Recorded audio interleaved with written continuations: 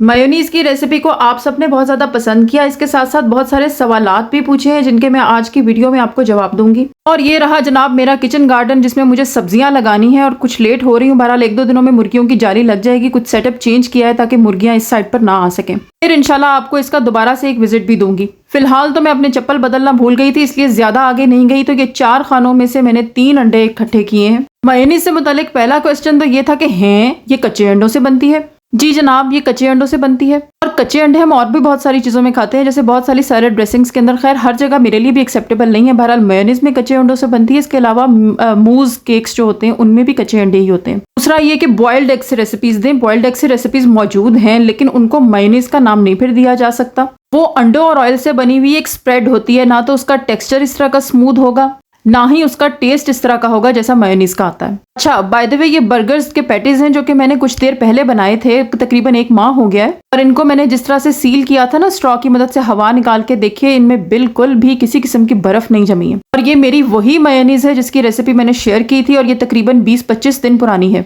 बिल्कुल भी खराब नहीं हुई है क्योंकि मैंने जो टिप्स दी हैं उसी तरह से इसको रखिए, कभी खराब नहीं होगी। केचप या और कोई यूज चम्मच हो ना तो वो भी इसमें यूज नहीं करना है, उससे भी ये खराब होती है। ऑलिव ऑयल से बन सकती है तो जी हाँ, ऑलिव ऑयल से जरूर बनाइए। लेकिन मेयोनीज इटसेल्फ कोई हेल्दी चीज नहीं है और ऑलिव ऑयल भी इतनी ज्यादा मिकदार में खा लेना भी कोई हेल्दी नहीं है। हर चीज का ये एक्सेस बुरा होता है। मेरी भी यही कोशिश होती है कि मेयोनीज वाले खाने जरा कम बनाऊं। कोकोनट ऑयल से भी एक क्वेश्चन था, तो कोकोनट ऑयल के अंदर सॉलिडिफिकेशन प्रॉपर्टीज ज्यादा होती हैं, हाईली सैचुरेटेड फैट होता है। उससे अच्छी नहीं बनेगी, जम जाएगी, ग्रीसी बनेगी और ना ही ऐसा फ्लेवर आएगा क्योंकि कोकोनट का फ्लेवर बहुत स्ट्रांग होता है। और ये रही पेन किलर जो आज मैंने सुबह 11 बजे की यहाँ निकाल के रखी हुई। मेरा छोटू मिठू मेरे पीछे आ गया और उसने कहना था कि या तो मैंने आपके मुंह में डालनी है या फिर उसने लेके भाग जानी थी और फिर पूरे घर में मेरी दुर्गत बनी थी। उससे छुपते छुपते मैंने यहाँ पे रख दी और मैं समझती रही हूँ कि मैंने खा ली। ना ही सारा दिन मेरी नजर पड़ी इस पर, क्योंकि आज मेरे सर में दर्द था, पूरे जिस्म में दर्द था। फील्स लाइक के टेम्परेचर हो जाएगा लेकिन वो भी नहीं हुआ। ऊपर से मैंने अपने बेटे से ही बचते हुए बाहर का जब दरवाजा खोला मुर्गियों के अंडे लेके आने के लिए, तो पीछे को मुड़ते हुए देखते हुए लोहे के दरवाजे में मैंने अपना सर मार लिया।